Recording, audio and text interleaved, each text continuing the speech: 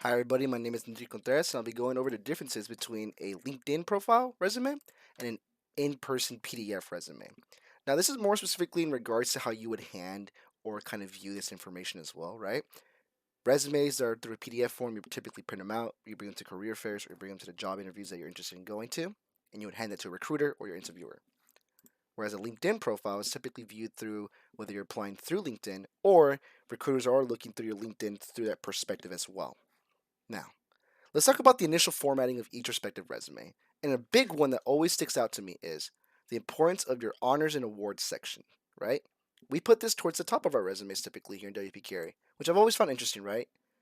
Let's say, and I'll take you to the perspective of a college student seeking an internship, placing that importance on your award may make sense in hindsight.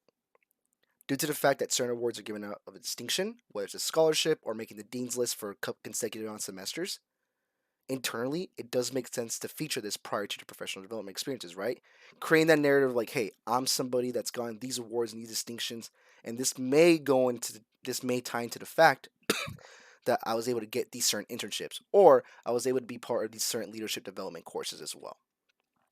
Now, when you look at the LinkedIn profile page, you see that it's typically not towards the top. Your experiences are. But if you scroll further and further down, you see that your honors and awards are towards the bottom, above your skills, or even below your skills as well, right? Let's take a look at that, right? It's also kind of labeled differently as well. You can go into more depth on what these awards mean, right? For instance, when I was a freshman, I was part of the McCord Scholar Program, where I was paired up with a scholar, which is a prestigious program that, in hindsight, I probably should have went into more depth on my LinkedIn profile. But then it kind of creates that also narrative like, hey, a couple of years later, I was able to come back as an actual McCord Scholar for this throughout this entire year, which is really cool, right? However, you see it towards the bottom. So we'll talk about that more as well, right? What is the difference between the average time that you would spend on a LinkedIn profile versus the average time a recruiter would spend, right, on an in-person PDF file as well? But before we get to that, I kind of want to talk about my next point, which is in regard to the separation experience slash development on an in-person resume, where we see professional experiences depicting internships, right? So global supply chain internship, IT internship at an elementary school, in which we do see that there's a separation between that, right? We consider our work experience to be separate from our leadership development experience. Whereas our leadership development experiences consists of our times outside of work, right? After school programs or potential nonprofit programs that you're outside of your regular day job, or associations or clubs that you're a part of within the business school or overall college that you're attending outside of your initial major. So, like marketing chair, team lead 101 facilitating, team lead volunteer, outreach coordinator for the specific associations, kind of is separate from your actual work experience, right? Something additional that you're doing to help bolster your resume and to help make you a standout candidate. Now, in a normal resume, it does make sense, right? A recruiter might look at one internship and then one leadership development skill that you believe is crucial and that you want them to see.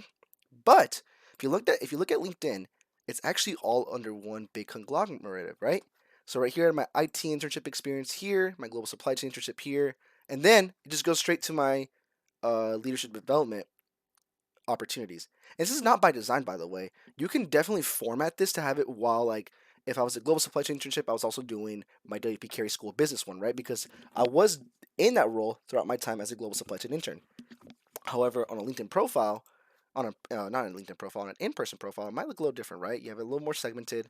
You might be able to kind of convey that a little bit better as well. But on the overall experience tab here on LinkedIn, it does kind of show that overarching kind of narrative, right? You're doing all these things potentially all at once, or throughout steps you were actually promoting within, right? So right here, I was actually a one-on-one facilitator and then a team lead one-on-one facilitator, showing that lineage, right? I was, to some extent, I was probably a good candidate to be promoted within that role, and then from there, I was able to kind of be a team lead and finish out my tenure as a one-on-one facilitator strong.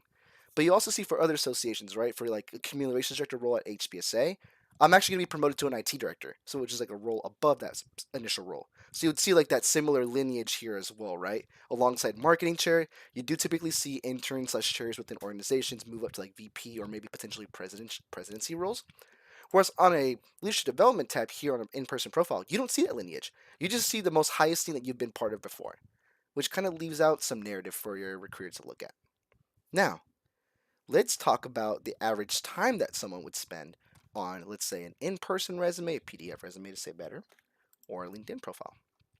See, a resume, you give to a recruiter once. Let's say it's a career fair and they're looking at specific terms or terminologies that might make you stand out whenever you're trying to get that referral or get that interview for that internship, right? Let's say I'm going for an Intel position in process management. A global supply chain role with a flowchart or overall analyses might be something that recruiters are looking for off the rip, right?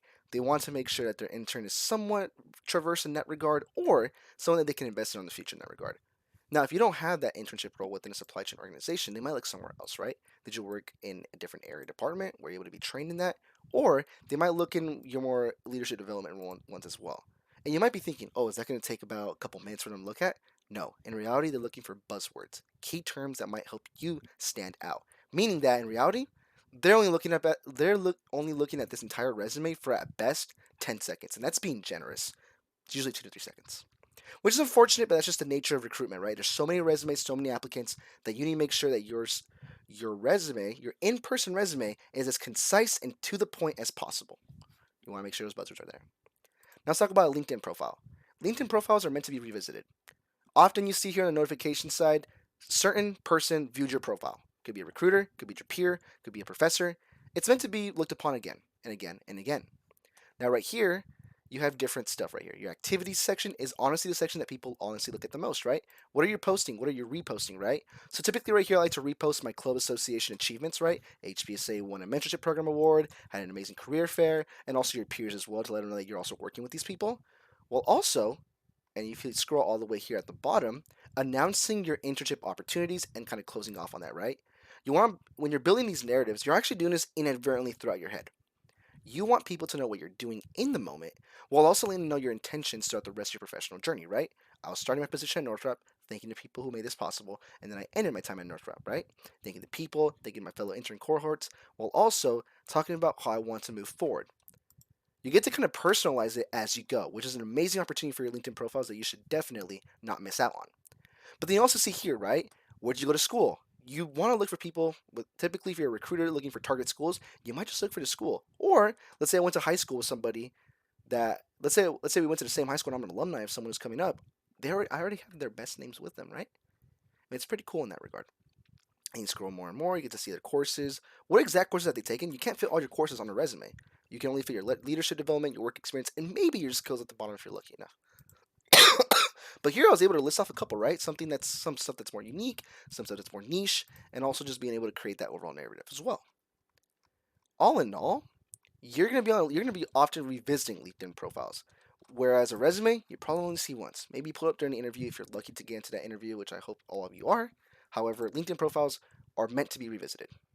Now, with that being said, to kind of just round off on this overall mini workshop regarding the differences between an in-person and online digital resume, in-person resumes have to be concise. Action verbs help allow people to read these bullet points a lot quicker, and they're looking for stuff that sticks out to them immediately.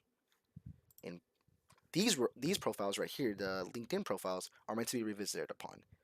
Kind of a consistent, gradual growth that recruiters may also be looking at. Let's say the next time I put an experience right here, it could be a potential internship I'm having up on the line, right? This summer, I actually will be working at Microsoft, so I'll be putting that experience there as well. And I'm more concerned that recruiters will be looking at that for the future for whatever company I decide to work with full time. But it's supposed to be updated over time to be seen linear growth and progression, whereas resumes are kind of capturing in the moment what you're doing and nothing else unless you change it consistently. Overall, that's going to be the project I'll be submitting for today because I do believe it's imperative to understand these differences as you move forward throughout your time, not only within college, but your professional career as well. Understanding these differences will help you stand out and also just help you with that overall internship, resume, and job application process as well. It's typical out here, so I hope that this can help somebody along the way. Thank you.